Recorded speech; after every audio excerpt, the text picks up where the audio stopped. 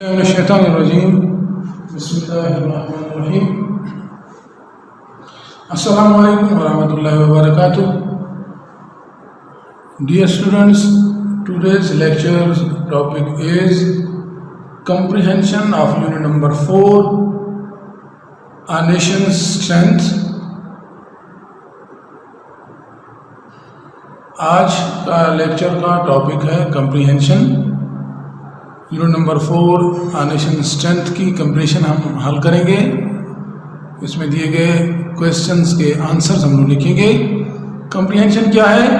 Answer the following questions. Answer the following questions. Question number 1 है, what is the main idea of the poem? What is the main idea of the poem? Main idea poem का क्या है पूछा जा रहा है। किस ख्याल से, मरकजी ख्याल से ये पोएम लिखी गई है, नज़्म लिखी गई है? इसका आंसर हमने दिया है, the main idea of the poem is that only men make a nation great and strong.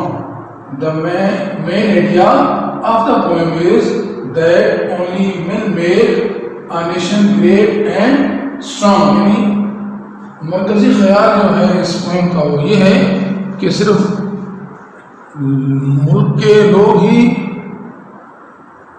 मुल्क को या कौम को अजीम और मजबूत बना सकते हैं। क्वेश्चन नंबर 2 है, how can a nation be strong?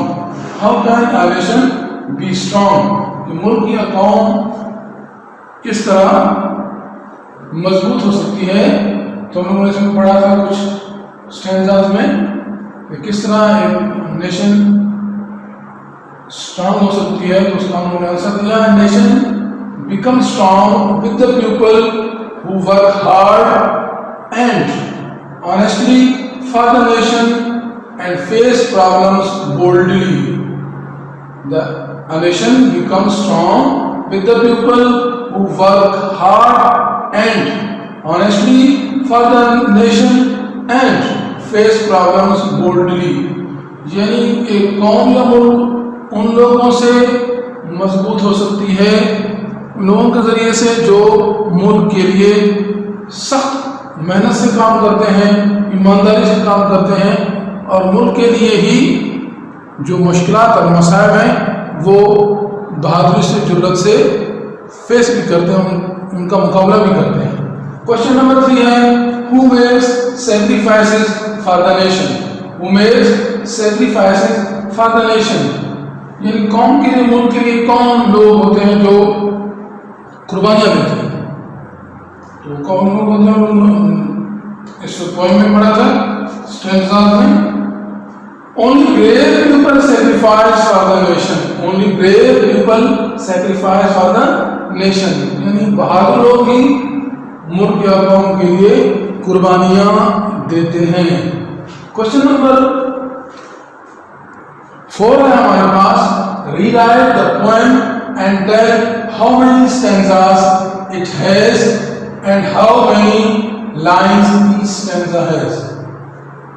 यानी पोएम को, नज़्म को दोबारा पढ़कर बताएं कि इस पोएम में कितने स्टैंजास हैं और हर स्टैंजा में कितनी लाइन्स हैं।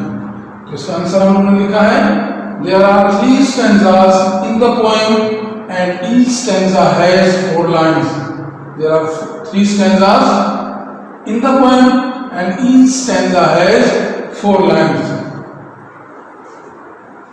ये था आज का आपका लेक्चर जिसमें हम लोगों ने unit number 4 a nation strength की कंप्रीहेंशन में दिए गए क्वेश्चंस के आंसर हम लोगों ने लिखे। अजीज तुलबा, इसको आप लोग अपनी नोटबुक पर